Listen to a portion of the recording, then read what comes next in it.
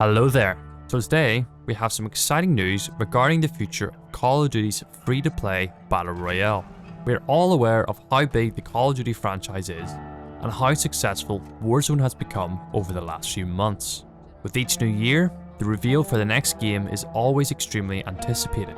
Today, we have just had somewhat of a reveal for the plans that lie ahead, including updates and game modes. Finally, we have some hard details on what to expect from Warzone in the future. Rumours were circling the next Call of Duty release was going to be a Black Ops reboot or simply just based around the Vietnam War, which raised the questions of whether or not Warzone would be left behind when the new upcoming sub-franchises are released. Thankfully, that's not the case, so let's look at what we found out about the Battle Royale mode today. Warzone is a super popular thing in the world of first-person shooters right now, and honestly, I'm excited to see how this is going to play out in the coming months. So, it's of no surprise that Call of Duty plan to keep Warzone around for the foreseeable future, and this is what we know so far. In a recent interview with GamerGen, Infinity Ward's narrative director, Taylor Kurosaki said, the popular Battle Royale game will connect to future Call of Duty titles, serving as the Series 1 constant. Warzone will be the through line that connects all of the different various sub-franchises of Call of Duty. Of course, with this statement, it poses quite a few questions. And how is it going to work? Sadly, not many of those questions were answered within this interview, but we can have a guess as what this might have in store for us. For example, with each and every newly released Call of Duty, we will see narrative arcs from various titles. More on that in a second. Another smart move Warzone has obviously made, and that is allowing you to play as your favourite characters from the Modern Warfare universe. So, will we simply see newly imported assets, such as weapons, locations, and more of our favourite characters such as Hudson, Woods, and Mason? It is an interesting concept that would really tie the Call of Duty franchise neatly together, and I'm excited to see how this pans out. It's fair to say, Warzone is the in thing right now, and COD has a chance once again to do something different with the overall narrative of Warzone. We have seen with other popular battle royales, such as Fortnite, using the coming seasons to morph and change their ever-evolving surroundings, switching up the narrative to allow for new themes and ideas. In the same interview, Infinity Ward were asked if this will be a path that Warzone will follow in the coming seasons, and Taylor Kurosaki had this to say. I wouldn't say they're Fortnite-like events, because Fortnite is such a different type of game than Modern Warfare. With Fortnite, you know that the world is ever-evolving and ever-changing so much, you kind of don't want to go away from it, or you might miss something. It is the same thing for Warzone.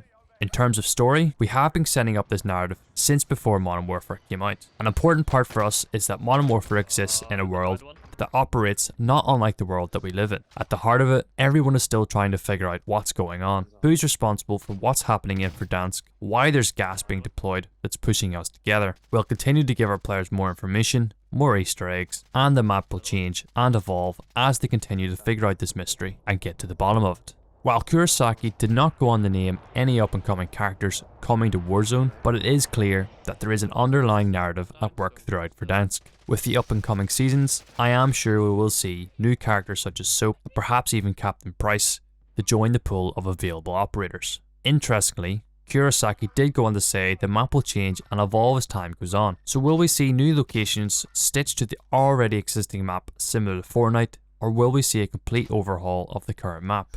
Who knows? We will have to wait and see.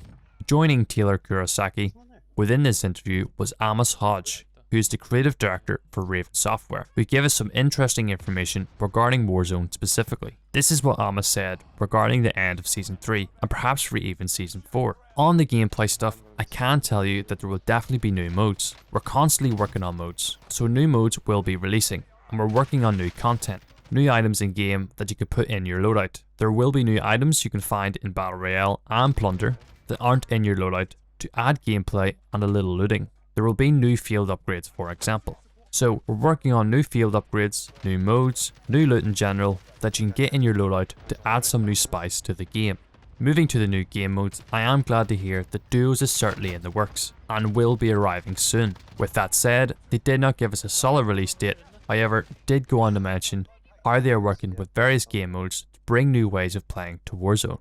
Taylor and Amos had this to say regarding the playlist for Call of Duty Warzone. We're trying to run this like it's its own product. If you look on Modern Warfare, they're constantly rotating modes in and out. So we're just trying to find our footing. What are the core modes and what can we rotate in and out? We want to keep players engaged, making new modes. We don't want the game to get stale. But at the same time, we can't have 10 or 15 playlists because people will start to get bad connections. We wouldn't be able to matchmake. 150 players is a lot.